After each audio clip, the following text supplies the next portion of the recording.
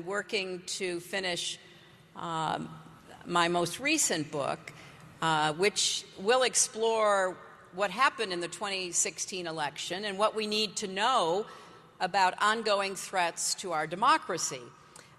So it will also give readers an idea of what it's really like to run for president, especially if you're a woman. And there's a lot to that, not just hair and makeup.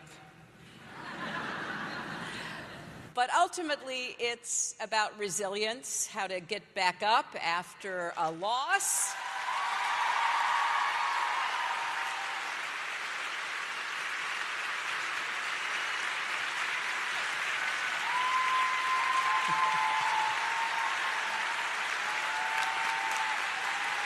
And I think that's something we can all relate to. It is the most personal book I've written. I am looking forward to sharing it with you and readers because I know it doesn't have all the answers to every problem we face as a country, but I think it's important that we begin a conversation about who we are and what we stand for and the values we hold dear. You probably get asked a lot of questions about that. And I want to share 3 reasons today why I believe we need you. We need libraries and librarians now more than ever.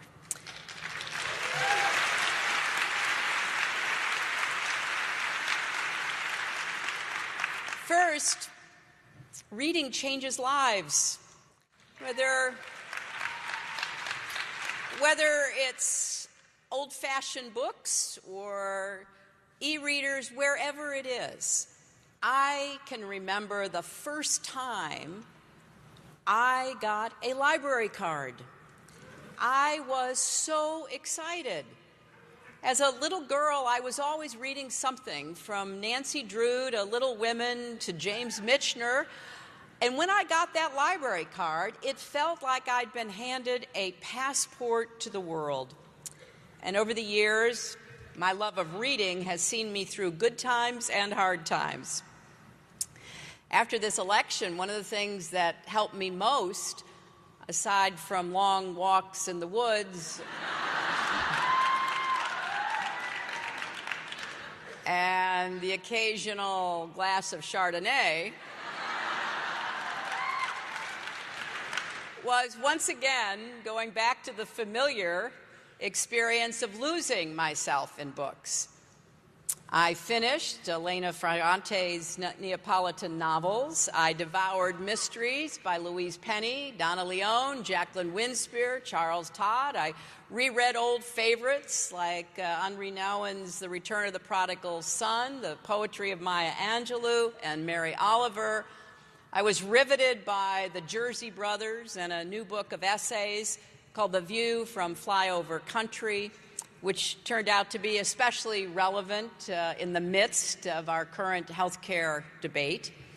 And I've enjoyed making my way through the growing stack of books that people have sent me, often with notes that say things like, "This one helped me, I hope it will help you."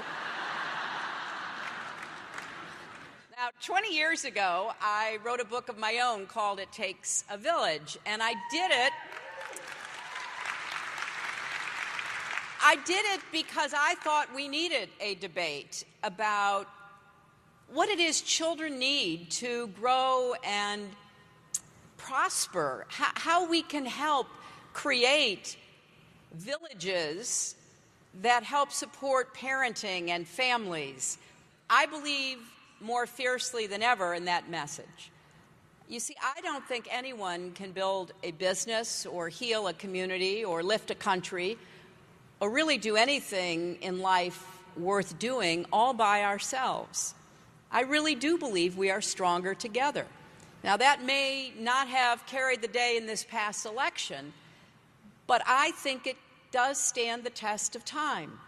We have to come together in our communities, in our villages, if you will, And we have to set priorities about what's really important, not the passing fancy on reality TV, but what's really important to us as human beings, as Americans.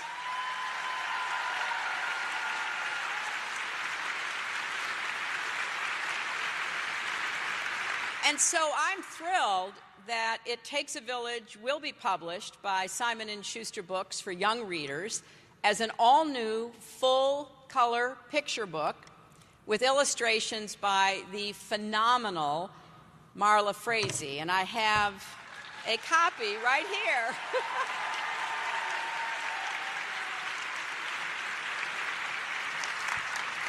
I am obviously excited for you to read it, but I have to confess, I'm most looking forward to reading it with my grandchildren because some of my